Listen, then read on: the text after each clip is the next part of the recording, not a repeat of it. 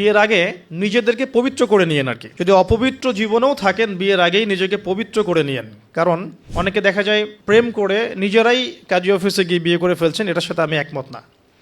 কারণ এখানে সাক্ষীর প্রয়োজন আছে, অভিভাবকের প্রয়োজন আছে, মোহরের প্রয়োজন আছে, কালিমা লা ইলাহা ইল্লাল্লাহর উপস্থিতিতে খুতবার বিয়ের প্রয়োজন আছে। তো এভাবে ম্যারেজগুলো যেগুলো হচ্ছে বেশিরভাগই আমাদেরকে জেনার দিকে নিয়ে যাচ্ছে, এবং দীর্ঘস্থায়ী জেনা, একদিন দুই দিন না, বছরের পর বছর থাকছেন, জেনা করতেই আছে।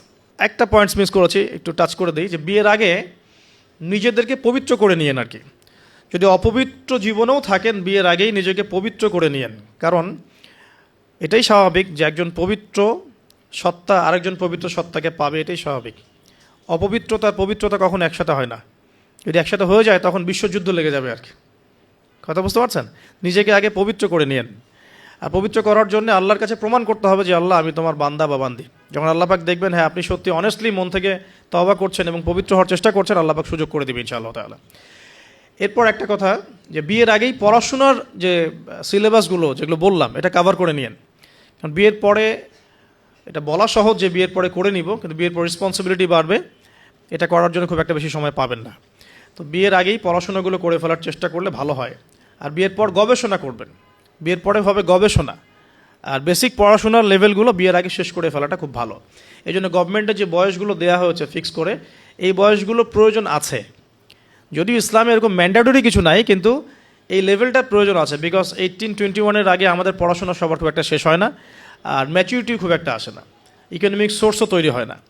বিয়ের আগে কমপক্ষে একটা হালাল ইকোনমিক সোর্স তৈরি করেন, নাহলে আপনার গায়রত ব্যক্তিত্ব কমে যাবে। যখন পুরুষদেরকে কারো কাছে হাত পাততে হয় তখন তাদের ব্যক্তিত্ব কমে যায়। আর পুরুষরা যখন স্বাবলম্বী থাকে, হোক সেটা মাসিক 10,000 বা 20,000-ই হোক না কেন, স্বাবলম্বী থাকলে তারা গায়রতের পরিচয় দিতে পারবে ইনশাআল্লাহ।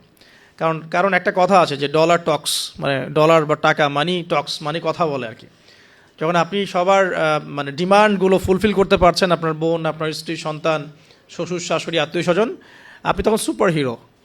যখন আপনি পারছেন না, আপনার মুত্তাকি, আপনার তাকওয়া, আপনার ঈমান, আপনার অন্যান্য বিষয়গুলো খুব একটা মানুষের কাছে হাইলাইটেড হয় না। কারণ মানি টক্স, মানি কথা বলে আর কি। আপনার স্ট্যাটাস ইট টক্স, এটা কথা বলে। তো এই জন্যে গায়রত বজায় রাখতে হলে আপনাকে একটা উপার্জনের সোর্স তৈরি করতে হবে।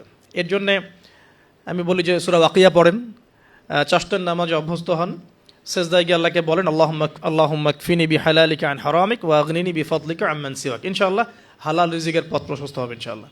আর হারামে যায় না, কারণ পরবর্তী প্রজন্ম তখন হারামখোর হয়ে বড় হবে আর কি। আসুন সামনে যাই। এবার বিয়েটা সহজ করে ফেলেন। করার পর স্বামী স্ত্রী তাদের মধ্যে যে সম্পর্কটা, এই সম্পর্কটা শুরু হবে 2 রাকাত সালাত থেকে। প্রথম রাতে 2 রাকাত সালাত পড়ে নেবেন, ওযু অবস্থায় সালাত পড়ে ডিসকাস করবেন জীবনের উদ্দেশ্যগুলো সম্পর্কে। ফ্যান্টাসির কারণে এমন কিছু করে যায় না প্রথমে, যাতে করে সে আবার আতঙ্কিত হয়ে পড়ে।